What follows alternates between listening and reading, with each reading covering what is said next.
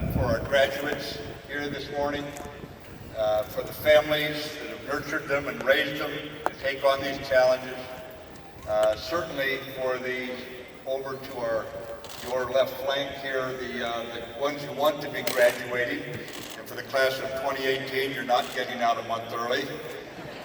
By golly, if this class had to go through the full course of difficulties, so will you. But it's also a great day for the U.S. Army, General Milley, to have this reinforcement secretary coming into the Army. And it's a great honor, ladies and gentlemen, for me to be here today at West Point. It's one of the foundational keystones of our nation. And to join you on behalf of our Commander-in-Chief, President Trump, to pay his respects and the respects of the American people to the Military Academy Class of 2017. I would never have imagined, ladies and gentlemen, that when I joined the military at age 18, that I'd be standing here, nor can you graduates anticipate where you'll be many years from now. By the time this class was in first grade classrooms in every state across our union, our country had been thrust into a war by maniacs who thought that by hurting us, they could scare us. Well, we don't scare. And nothing better represents America's awesome determination to defend herself than this graduating class. Every one of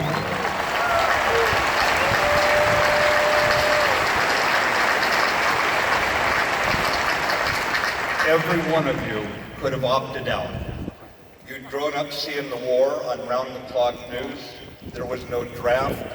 Colleges across this land would have moved heaven and earth to recruit you for schools that would never make such demands on you as West Point. Starting with Beast Barracks, an aptly named introduction to the long gray line, creating American soldiers who are at their very best when the times are at their very worst. Today, in honoring you graduates and celebrating your achievements and giving thanks for your commitment, we can see clearly your role in our world. You graduate the same week that saw the murder of 22 innocent young lives. Manchester's tragic loss underscores the purpose for your years of study and training at this elite school. For today, as General Caslin said, you join the ranks of those whose mission is to guard freedom and to protect the innocent from such terror.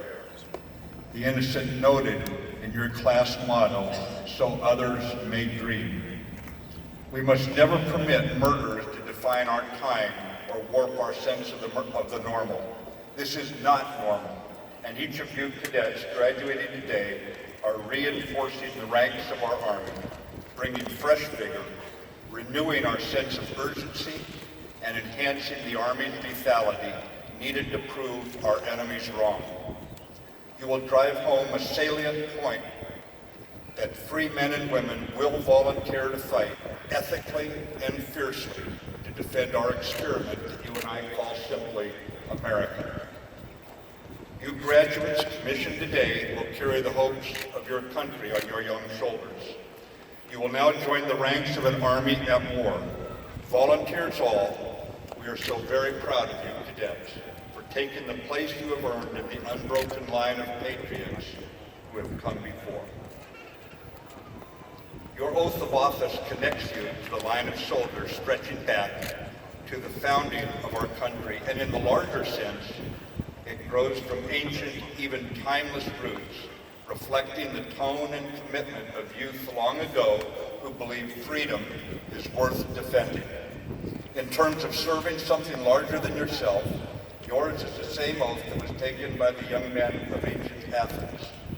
They pledged to fight for the ideals and sacred things of their city, to revere and obey the city's laws and do their best to incite a like respect in others, and to pass on their city-state far greater and more beautiful than they had received it. In that sense, it is fitting the cadet cover you wear today for the last time features the helmet of the Greek goddess Athena, echoing respect of the civic duty that's found in a democracy and in a nation, in President Lincoln's words, of the people, by the people, for the people.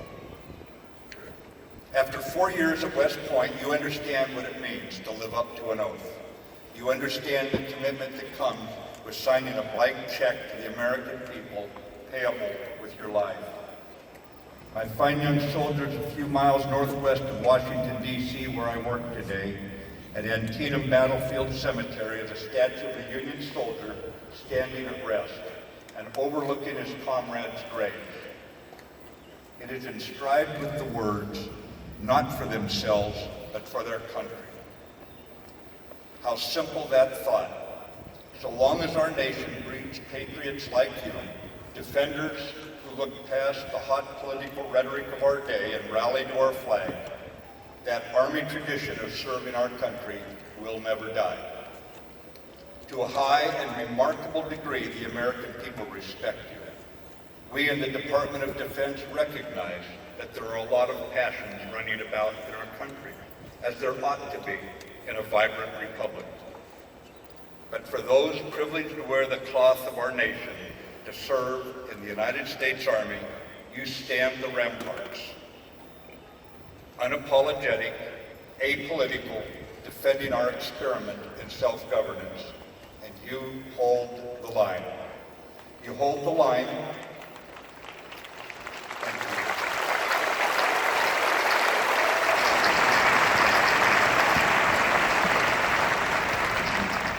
You hold the line faithful to duty, confronting our nation's foes with implacable will, knowing that if there's a hill to climb, waiting will not make it any smaller.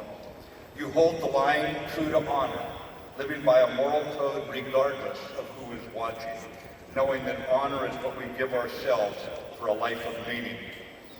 You hold the line, loyal to country and defending the Constitution, and defending our fundamental freedoms, knowing from your challenging years here on the Hudson that loyalty only counts where there are 100 reasons not to be.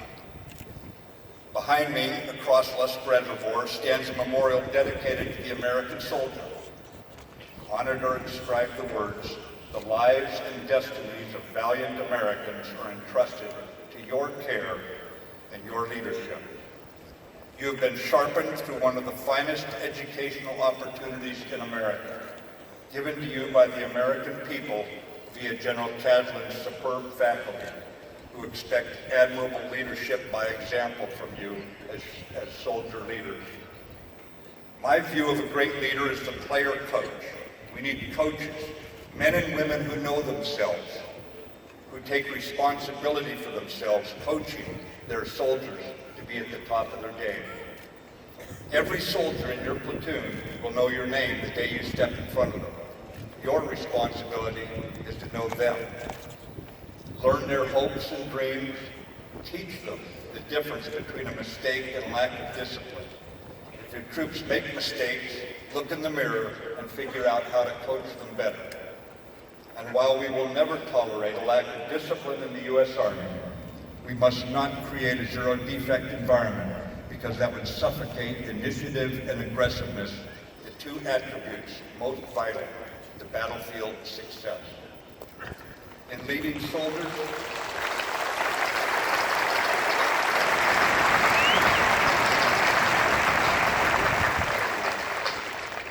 soldiers, you will have what F. Scott Fitzgerald called riotous excursions with privileged glimpses into the human heart. So recognize that you should never let your passion for excellence to neutralize your compassion for the soldiers you serve and who will follow you into harm's way. Remember that when the chips are down, it will be the spirits of your often rambunctious soldiers that will provide you the reservoir of courage you will need to draw upon. Rest assured that nothing you will face will be worse than Shiloh. Nothing can faze the U.S. Army when our soldiers believe in themselves. The chips were down in the freezing cold days before Christmas 1944, when the Nazi Army was on the attack in the Ardennes. A sergeant in a retreating tank spotted a fellow American digging a foxhole. The GI, Private First Class Martin, looked up and said to the sergeant in the tank, "Are you looking for a safe place?" Yeah, answered the tanker. Well, buddy, the private said with a drawl, just pull your vehicle behind me. I'm the 82nd Airborne, and this is as far as the bastards are going.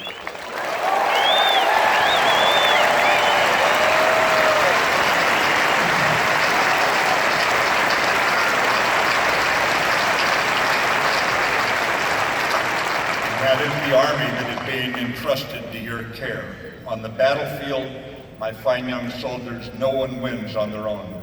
Teams win battles, and if you can win the trust and affection of your soldiers, they will win all the battles for you. If you wish to be a credit to our nation and to your family, you must carry West Point's ethos everywhere you go and practice every day the integrity that builds your character. For when destiny taps you on the shoulder and thrusts you into a situation that's tough beyond words, when you're sick and you've been 3 days without sleep, when you've lost some of your beloved troops and the veneer of civilization wears thin, by having lived a disciplined life, you'll be able to reach inside and find the strength that your country is counting on. Now, you are privileged to be embarking on this journey because you're going to learn things about yourself that others will never know. And we can all in this stadium today see the storm clouds gathering. Our enemies are watching. They are calculating and hoping America's military will turn cynical, that we will lose our selfless spirit. Our country no longer produces young people willing to shoulder the patriot's burden, to willingly face danger and discomfort.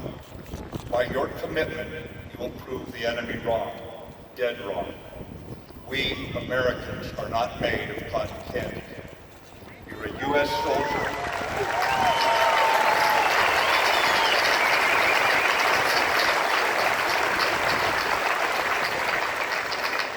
You are a U.S. soldier, and you hold the line. The class of 2017 now joins an army that left bloody footprints at Valley Forge, an army that defeated the Nazis' last gasp at Bastogne.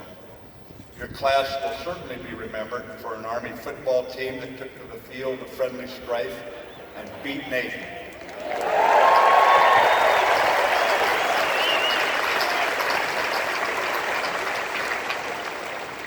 But you will also be remembered for the history that you're about to write. And when you turn over your troops to their next commander, they will be as good or better than you received them. Now, I may not have had the pleasure of knowing each of you personally, but I have very high expectations of you.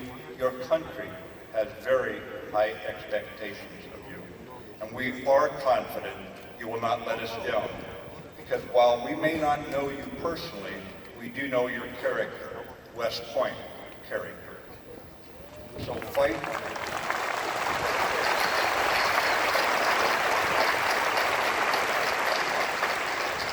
So fight for our ideals and our sacred things, incite in others respect and love for our country and our fellow Americans, and leave this country greater and more beautiful than you inherited it, for that is the duty of every generation. To the families here today, I can only say thank you. Apples don't fall far from the tree. Thank you for the men and women that you raised to become soldiers.